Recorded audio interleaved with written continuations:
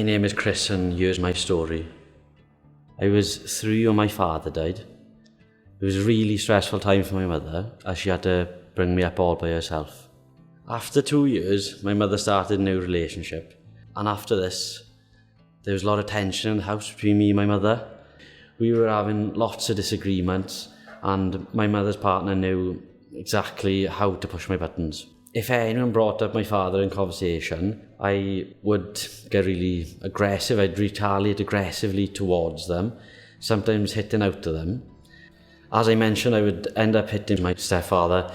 It put a huge strain on the relationship that I had with my mother, and it was a decision really whether she wanted me or him. My mother picked him, and I ended up being arrested and homeless. I wasn't in a good place and started the cycle of getting into trouble, and then I started using drugs. I knew I wanted more from life and I had to make changes. I went to housing options in Neath Civic Centre as I knew I needed help. I felt so embarrassed labelling myself as homeless. They assessed me and were able to find somewhere for me at the YMCA in Talbot. The first night was really tough for me, sitting in my own room with only my own thoughts as company. I kept having flashbacks throughout the night and had to walk around the building to calm myself down. It took me around 2 months to eventually settle in and start focusing on trying to build up my confidence to move forward. I worked really closely with Lloyd, who was the key worker at the YMCA. It took some time for me to start opening up to him. Lloyd has supported me to gain access to courses that will help me once I have left the YMCA. They've also helped me sort out my benefits now, as I wasn't being paid the right amount. Now that it's right and I've been keeping up on my rent, they've recommended me to go to the Move On panel to see if I could get my own place. Lloyd came back to me with good news, saying I was accepted for a flat in Neath. This is my next step. I'm really looking forward to moving in and being more independent. I don't know where I would be without the help of YMCA Talbot. They've given me so much support.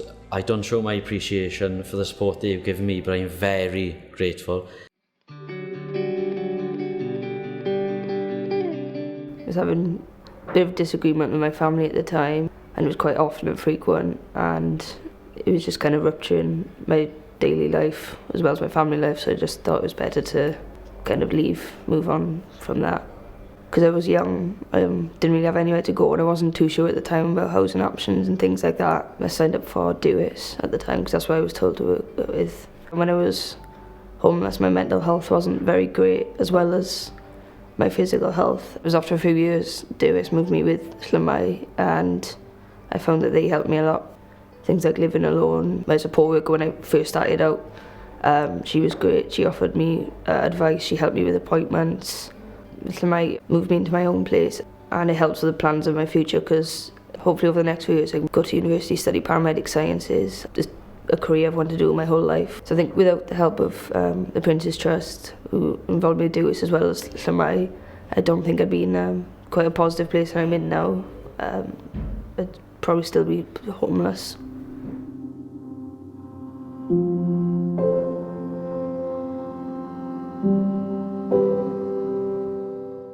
I basically fell out with my mother and father, and it was getting a bit too much, and I felt like I just wanted to move on, and that's when I came into Clarewood then.